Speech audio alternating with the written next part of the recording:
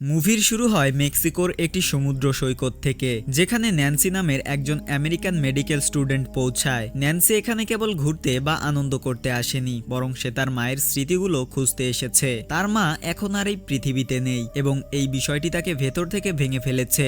অনেক বছর আগে তার মা এই গোপন সৈকতের একটি ছবি তুলেছিলেন, যখন তিনি ন্যান্সিকে নিয়ে গর্ভবতী ছিলেন। সেই স্মৃতির সাথে যুক্ত হওয়ার জন্যই ন্যান্সি এত দূর এসেছে। এই নির্জন এবং অজানা জায়গায় পৌঁছাতে তাকে সাহায্য করে কার্লোস নামের একজন স্থানীয় লোক। কার্লোস তাকে নিজের গাড়িতে বসে ঘন জঙ্গল, আঁকাবাঁকা পথ এবং নির্জন এলাকা দিয়ে এই সৈকত পর্যন্ত নিয়ে আসে। ন্যান্সি যখন প্রথমবার সেই নীল এবং শান্ত সমুদ্র দেখে, সে এক মুহূর্তের জন্য সবকিছু ভুলে যায়। সামনে ছড়িয়ে থাকা স্বচ্ছ জল, যার নিচের বালু এবং পাথর পর্যন্ত পরিষ্কার দেখা যাচ্ছিল, যা তাকে এক অন্যরকম প্রশান্তি দেয়। সময় নষ্ট না করে ন্যান্সি তার সার্ফিং বোর্ড বের করে এবং সরাসরি পানির দিকে দৌড়ে যায়। সেই মুহূর্তে তার মধ্যে কেবল উত্তেজনা ছিল, কিন্তু সম্ভবত সে নিজেও ধারণা করতে পারেনি যে কিছুক্ষণ পরে তার সাথে যা ঘটবে তা ইতিহাসের পাতায় লেখা থাকবে।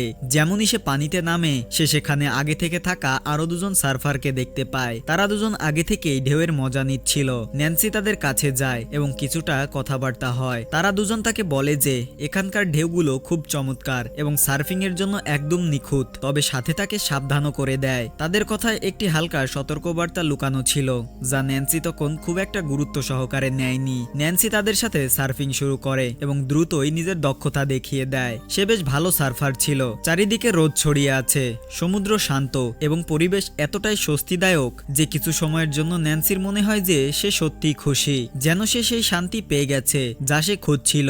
কিন্তু ধীরে ধীরে সময় গড়াতে থাকে, সূর্য ডুবতে শুরু করে এবং আলো কমতে থাকে। সেই দুই সার্ফার তীরের দিকে ফিরে যাওয়ার সিদ্ধান্ত নেয়। যাওয়ার সময় তারা ন্যান্সিকে তাদের সাথে আসার কথা বলে। তারা তাকে বোঝায় যে সন্ধ্যার সময় সমুদ্রের মেজাজ বদলে যেতে পারে এবং এখানে থাকা ঠিক হবে না। কিন্তু ন্যান্সি, যে এখনো তার মায়ের স্মৃতিতে মগ্ন ছিল, সে শেষবারের মতো আরো একবার সার্ফিং করতে চেয়েছিল। সে ভেবেছিল যে কেবল একটি নিখুঁত ঢেউ ধরে সে ফিরে চলে যাবে। এই ভেবে সে সমুদ্রের আরো গভীরে যাওয়ার সিদ্ধান্ত নেয়। সেই দুই সার্ফার দূরে চলে যাওয়ার সাথে সাথে চারিদিকের পরিবেশ ধীরে ধীরে বদলাতে শুরু করে। ঠিক তখনই ন্যান্সির নজর পানির একটু দূরে পড়ে, যেখানে সে একটি বড় ছায়া দেখতে পায়। প্রথমে সে বুঝতে পারে না ওটা কি, কিন্তু যখন সে ওটার কাছে যায় তখন সে জানতে পারে যে ওটা একটি মরা তিমির দেহ, যা ঢেউয়ের সাথে ভেসে সেখানে চলে এসেছে। সেই দৃশ্যটি কিছুটা ভয়ঙ্কর ছিল, কিন্তু কৌতূহল বশত ন্যান্সি তার কাছে যেতে থাকে। তখনই সে অদ্ভুত কিছু অনুভব করে। সে দেখে যে সেই মৃতদেহের উপর অনেক পাখি উঠছে এবং পানিতে রক্তের একটি হালকা রেখা ছড়িয়ে পড়েছে। এটি দেখে তার ভেতরে একটি অদ্ভুত ভয় কাজ করতে শুরু করে, যেন খারাপ কিছু হতে যাচ্ছে। আর তখনই হঠাৎ সমুদ্রের নিস্তব্ধতা একটি জোরালো বিস্ফোরণের সাথে ভেঙে যায়। একটি বিশাল গ্রেট হোয়াইট শার্ক পানি চিরে তীব্র গতিতে বেরিয়ে আসে এবং সরাসরি ন্যান্সির সার্ফিং বোর্ডে আক্রমণ করে বসে। সবকিছু এত দ্রুত ঘটে যে ন্যান্সি নিজেকে সামলানোর সুযোগটুকুও পায় না। তার ভারসাম্য নষ্ট হয়ে যায় এবং সে সরাসরি পানিতে পড়ে যায়। সেই মুহূর্তে তার ভেতরে ভয়ের একটি তীব্র ঢেউ বয়ে যায়। সে ঘাবড়ে গিয়ে নিজের বোটটি ধরার চেষ্টা করে, কিন্তু সে কিছু বুঝে ওঠার আগেই হাঙরটি দ্বিতীয়বার আক্রমণ করে, এবার সরাসরি তার উরুতে। ন্যান্সির যন্ত্রণাদায়ক চিৎকার পুরো সমুদ্রের নিস্তব্ধতাকে চিরে দেয়। হাঙরের ধারালো এবং বিপজ্জনক দাঁত তার মাংসপেশিকে বাজেভাবে চিরে দেয়। কয়েক সেকেন্ডের মধ্যেই পানির রং বদলাতে শুরু করে এবং তার চারিদিকের স্বচ্ছ নীল পানি রক্তে লাল হয়ে যায়। যন্ত্রণা এতই ভয়াবহ ছিল যে তার চোখের সামনে অন্ধকার ছেয়ে আসছিল। মনে হচ্ছিল যে সে আর সহ্য করতে পারবে না, তবুও সে হার মানেনি। তার ভেতরে বেঁচে থাকার জেদ তখনও বাকি ছিল।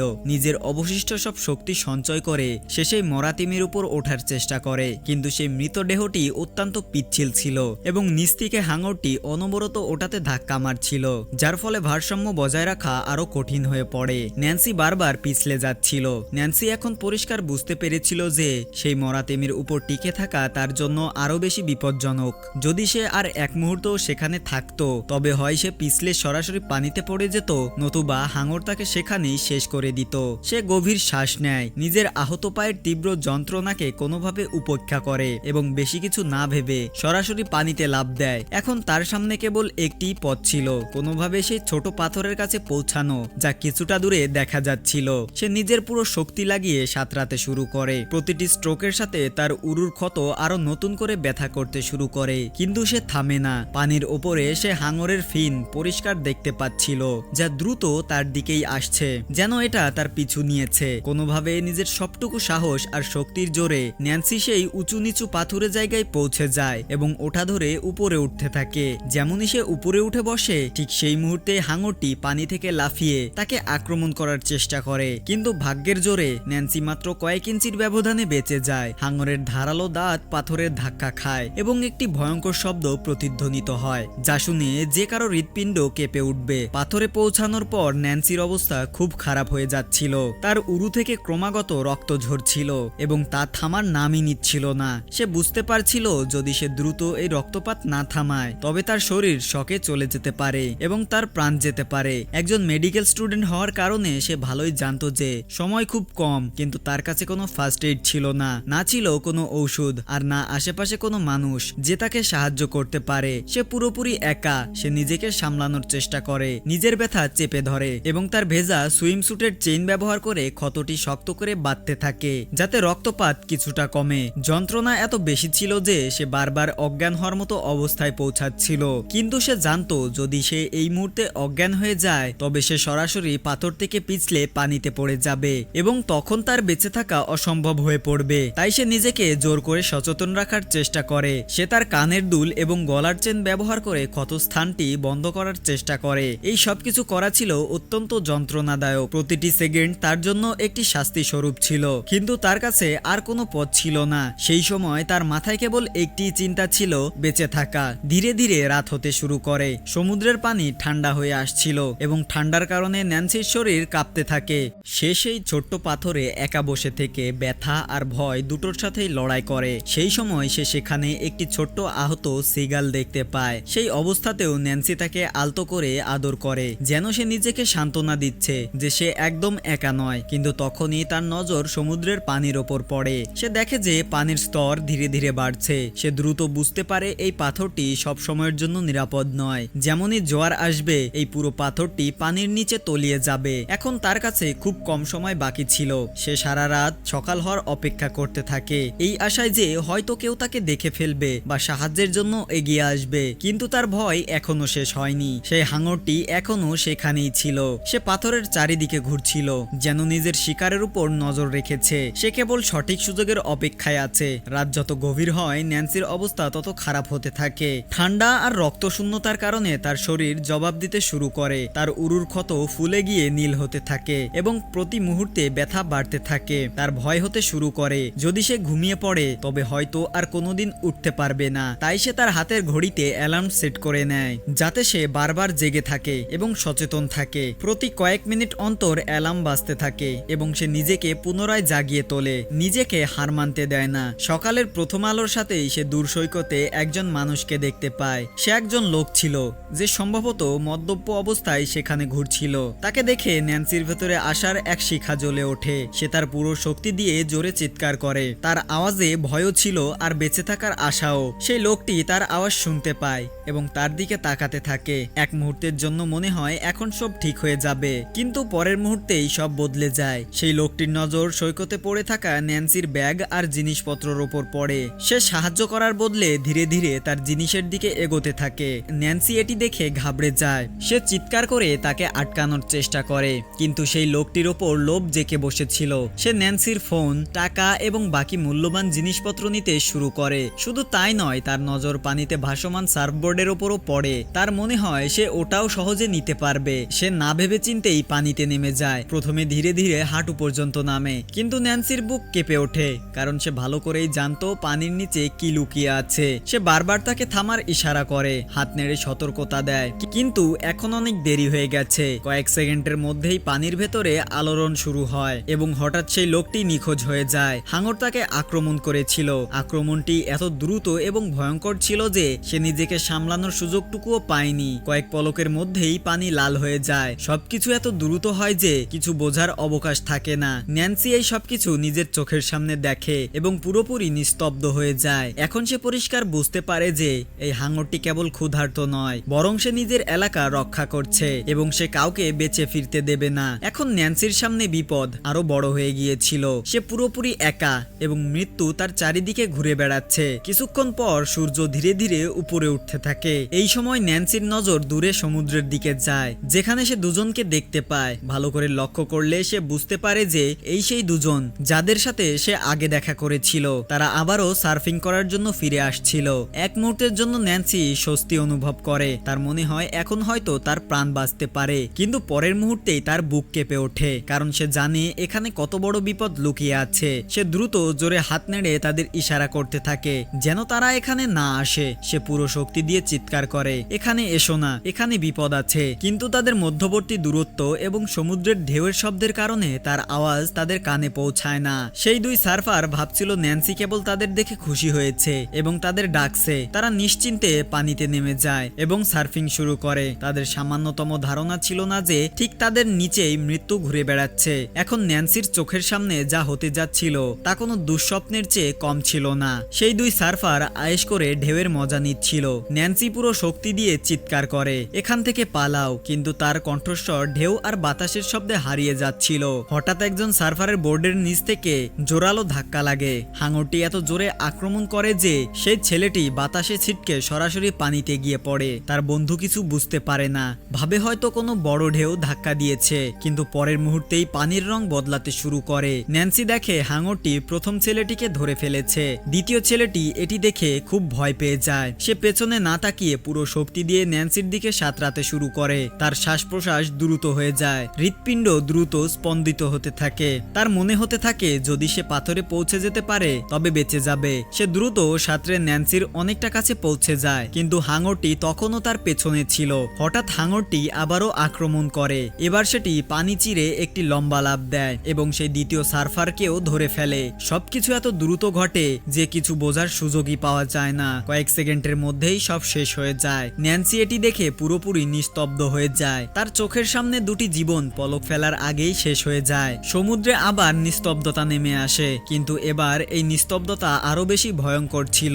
পানির উপরিভাগে এখন একটি হেলমেট ভাসছিল, যাতে একটি গোপ্রো ক্যামেরা লাগানো ছিল। এটি সেই সার্ফারের হেলমেট ছিল যে নিজের অভিযান রেকর্ড করার জন্য ক্যামেরা লাগিয়েছিল। ন্যান্সির হঠাৎ মনে হয় এই ক্যামেরাটি খুব জরুরি হতে পারে, এটি পুরো ঘটনার প্রমাণ হতে পারে। কিন্তু তখনই তার নজর অন্য একটি বিপজ্জনক বিষয়ের দিকে যায়। সে দেখে যে পানির স্তর ধীরে ধীরে বাড়ছে, অর্থাৎ জোয়ার আসছে, এবং তার সেই ছোট্ট পাথরটি যা তাকে এতক্ষণ বাঁচিয়ে রেখেছিল তা ধীরে ধীরে পানিতে ডুবে যাচ্ছিল। এখন অবস্থা এমন যে পানি পাথরের উপর দিয়ে উঠে তার হাঁটু পর্যন্ত পৌঁছে গেছে। প্রতিটি ঢেউ তাকে পেছনের দিকে ধাক্কা মারছিল। তার শরীর আগে থেকেই অনেকটা দুর্বল হয়ে গিয়েছিল, কিন্তু তার চোখে এখনো হার না মানার জেদ পরিষ্কার দেখা যাচ্ছিল। ন্যান্সি বুঝতে পারে যদি সে এখান থেকে জীবিত ফিরতে না পারে তবে অন্তত এই ক্যামেরাটি তার গল্প দুনিয়াকে পৌঁছে দিতে পারবে। সে একটি বড় ঝুঁকি নেওয়ার সিদ্ধান্ত নেয়। সে ধীরে ধীরে ঝুঁকে পড়ে, সঠিক সময়ের জন্য অপেক্ষা করে, এবং যেমনই সে সঠিক সুযোগ পায় সে পানিতে হাত দিয়ে সেই হেলমেটটি নিজের দিকে টেনে নেয়। তার হাত কাঁপছিল, কিন্তু কোনোভাবে সে ওটি ধরে ফেলে। ক্যামেরাটি তখনও চালু ছিল এবং তাতে সেই সার্ফারদের শেষ মুহূর্তের হাসিমাখা মুখগুলো রেকর্ড করা ছিল। ন্যান্সি ক্যামেরাকে নিজের দিকে ঘুরায় এবং রেকর্ডিং শুরু করে। তার গলায় ভয় ছিল, কিন্তু সাথে সাথে একটি অদ্ভুত সাহসও ফুটে উঠছিল। সে তার বাবা এবং ছোট বোন ক্লোয়ির জন্য একটি আবেগঘন বার্তা রেকর্ড করে। সে জানায় যে সে সেই সমুদ্র সৈকতে আছে যেখানে তার মা এসেছিলেন এবং এখন সে একটি বিপজ্জনক হাঙরের মাঝে আটকে আছে। সে ক্যামেরাকে সমুদ্রের দিকে ঘুরায় যাতে সেই হাঙরটিকেও রেকর্ড করতে পারে, যা এখন আরো কাছে আসছিল। রেকর্ডিং শেষ করার পর সে হেলমেটটি একটি ভাসমান কাঠের টুকরোর সাথে বেঁধে দেয় এবং তাকে তীরের দিকে ঠেলে দেয়, এই আশায় যে হয়তো এটি কারোর কাছে পৌঁছাবে এবং কেউ তার সাহায্যের জন্য আসবে। কিন্তু সমস্যা এখনো শেষ হয়নি। জোয়ার দ্রুতই বাড়ছিল। এখন সে পরিষ্কার দেখতে পাচ্ছিল যে আর কয়েক মিনিটের মধ্যেই এই পাথরটি পুরোপুরি পানিতে ডুবে যাবে। তার কাছে সময় খুব কম ছিল। তখনই তার নজর পাশে ভাসমান সেই মরা তিমির উপর পড়ে। এখন সেটির উপর হাজার হাজার বিষাক্ত জেলিফিশ জমা হয়েছিল। সেই জায়গাটি এখন আরো বেশি বিপজ্জনক হয়ে গিয়েছিল। হাঙর বারবার সেই তিমির চারিদিকে চক্কর কাটছিল। এখন ন্যান্সির সামনে কেবল দুটি পথ খোলা ছিল, হয় সে পাথর থেকে হাঙরের সাহস শিকার হবে, নতুবা পানিতে নেমে সেই জেলিফিশদের মাঝখান দিয়ে বের হওয়ার চেষ্টা করবে। ঠিক তখনই ন্যান্সির মাথায় একটি বিপজ্জনক বুদ্ধি আসে। সে গভীর শ্বাস নেয় এবং বেশি না ভেবে সরাসরি জেলিফিশদের দলের মাঝে লাফ দেয়। যেমনই সে তাদের মাঝে পৌঁছায় তার পুরো শরীর জ্বলতে শুরু করে। তার মনে হচ্ছিল যেন শত শত সুই একসাথে তার শরীরে বিচ্ছে। যন্ত্রণা এত তীব্র ছিল যে সে চিৎকারও করতে পারছিল না, কিন্তু তার এই পদক্ষেপ সঠিক প্রমাণিত হয়। হাঙরটি যখন সেই দলের কাছে আসে তার গায়েও সে জেলিফিশদের বিষাক্ত হুল বিঁধতে থাকে। হাঙরের চামড়া খুব সংবেদনশীল হয় এবং এই ব্যথা সহ্য করা তার জন্য কঠিন হয়ে পড়ে। হাঙরটি তৎক্ষণাৎ পেছনে চলে যায়। ন্যান্সি দ্রুত বুঝতে পারে এটাই তার সুযোগ। সে যন্ত্রণাকে উপেক্ষা করে তার পুরো শক্তি দিয়ে সেই সমুদ্রে ভাসমান সংকেত কাঠামোর দিকে সাঁতরাতে শুরু করে। প্রতিবার যখন সে হাত পা চালায় তার ক্ষত থেকে নতুন করে রক্ত বের হতে থাকে। পানিতে তার রক্তের রেখা তৈরি হচ্ছিল, যা হাঙরকে পুনরায় তার দিকে আকর্ষণ করতে পারত।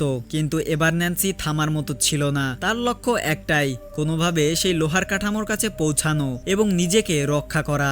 অবশেষে সে সেই কাঠামোটির কাছে পৌঁছে যায়। সে সেটির পিচ্ছিল মই ধরে ধীরে ধীরে উপরে উঠতে থাকে। তার পুরো শরীর দুর্বল হয়ে পড়েছিল, তবুও সে হার মানেনি। এখন ন্যান্সি সেই লোহার কাঠামোর উপর দাঁড়িয়েছিল, কিন্তু এই জায়গাও খুব বেশিক্ষণ নিরাপদ থাকার মতো ছিল না। নিচে হাঙরটি পুরোপুরি নিয়ন্ত্রণহীন হয়ে পড়েছিল। সে বারবার সেই কাঠামোটিকে নিচ থেকে জোরালো ধাক্কা মারছিল। প্রতিটি ধাক্কার সাথেই পুরো কাঠামোটি কেঁপে উঠছিল, যেন তা যে কোনো মুহূর্তে ভেঙে পড়ে যাবে। ন্যান্সির ভারসাম্য বারবার নষ্ট হচ্ছিল এবং তার আহত পা তাকে ঠিকমতো দাঁড়াতেও দিচ্ছিল না। তখনই তার নজর সেই বক্সে পড়ে, যেখানে একটি ফ্লেয়ার গান রাখা ছিল। সে দ্রুত সেটি তুলে নেয় এবং সমুদ্রের দিকে তাকাতে থাকে। দূরে সে একটি পণ্যবাহী জাহাজ দেখতে পায়। তার মনে আশার এক শেষ আলো জ্বলে ওঠে। সে দেরি না করে ট্রিগার চাপে, কিন্তু ভাগ্য এখানেও তার সাথে ছিল না। জাহাজটি অনেক দূরে ছিল এবং কেউ সেই সংকেত দেখতে পায়নি। কিন্তু ন্যান্সি হার মানে না। সে ফ্লেয়ার গান আবারও লোড করে এবং এবার সরাসরি হাঙরটির দিকে নিশানা করে। সে ফায়ার করে, কিন্তু জ্বলন্ত ফ্লেয়ারটি হাঙরের পাশ দিয়ে চলে যায় এবং তাকে খুব একটা ক্ষতি করতে পারে না। এখন হাঙরটি সে কাঠামোটি ধরে সজোরে ঝাঁকতে শুরু করে। সে লোহার ভারী চেইনগুলো নিজের দাঁত দিয়ে টানে এবং নিজের লেজ দিয়ে জোরালো আঘাত করে। চারিদিকে লোহার সংঘর্ষের তীব্র আওয়াজ প্রতিধ্বনিত হতে থাকে। ধীরে ধীরে সেই কাঠামোর একটি অংশ ভাঙতে শুরু করে। ন্যান্সি দেখে হাঙরটি কেবল নিচ থেকে আক্রমণ করছে না, বরং সে পানি থেকে লাফ দিয়ে উপরে আসার চেষ্টা করছে, যাতে সে সরাসরি প্ল্যাটফর্ম পর্যন্ত পৌঁছে যেতে পারে। এরই মধ্যে ন্যান্সির নজর পানির উপরিভাগে যায়, যেখানে তেল এবং রক্ত ছড়িয়ে পড়েছিল, যা মরা তিমি থেকে বেরিয়ে পুরো পানিতে ছড়িয়ে গিয়েছিল। তার কাছে এখন মাত্র একটি শেষ প্লেয়ার বাকি ছিল। সে একটি বড় সিদ্ধান্ত নেয়। এবার সে হাঙরটির উপর নিশানা না করে বরং সেই তেল ভর্তি পানির উপরিভাগে ফ্লেয়ার ছুড়ে দেয়। কয়েক সেকেন্ডের মধ্যেই পানির উপরিভাগে আগুন ছড়িয়ে পড়ে।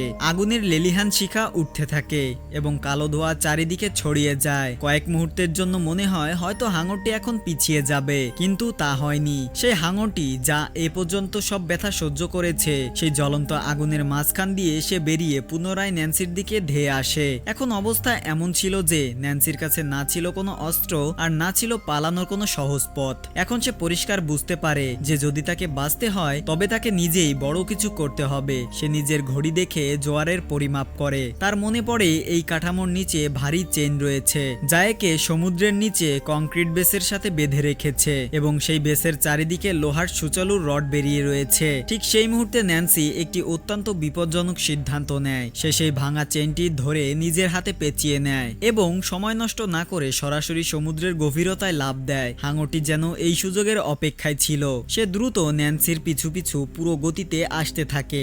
ন্যান্সির শ্বাস ধীরে ধীরে শেষ হয়ে আসছিল, কিন্তু তার পুরো ধ্যান ছিল কেবল একটি বিষয়ের উপর, সঠিক সময়ে সঠিক জায়গায় পৌঁছানো। যেমনই সে নিচে সেই কংক্রিট বেস এবং সুচালো রডগুলোর কাছে পৌঁছায়, একদম শেষ সেকেন্ডে সে নিজেকে একদিকে সরিয়ে নেয়। কিন্তু হাঙরটি এত দ্রুত গতিতে ছিল যে সে নিজেকে নিয়ন্ত্রণ করতে পারেনি এবং হাঙরটি সরাসরি সেই লোহার রডগুলোর উপর আছড়ে পড়ে। যে হাঙর পুরো সমুদ্রে এত আতঙ্ক ছড়িয়েছিল, এখন সে নিজেই শেষ হয়ে যায়। ন্যান্সি ধীরে ধীরে উপরের দিকে সাঁতরাতে শুরু করে। তার শরীর পুরোপুরি ক্লান্ত হয়ে গিয়েছিল, কিন্তু যখন সে পানির উপরিভাগে পৌঁছে তাজা বাতাস নেয়, সে বুঝতে পারে যে সে বেঁচে গেছে। কিছু সময় পর সমুদ্র সৈকতে একটি ছেলে এবং তার বাবা আসে, যারা সেই হেলমেটটি পেয়েছিল। তারা ন্যান্সিকে অজ্ঞান অবস্থায় পায় এবং দ্রুত তাকে উদ্ধার করে। মুভির শেষে দেখানো হয় যে 1 বছর পর ন্যান্সি পুরোপুরি সুস্থ হয়ে গেছে। সে তার ছোট বোন ক্লোয়ির সাথে আবারও সার্ফিং করছে। এখন তার মায়ের স্মৃতি তাকে আর ভেঙে ফেলে না, বরং তাকে আরো শক্তিশালী করে তোলে। সে কেবল একটি হাঙরকে হারায়নি,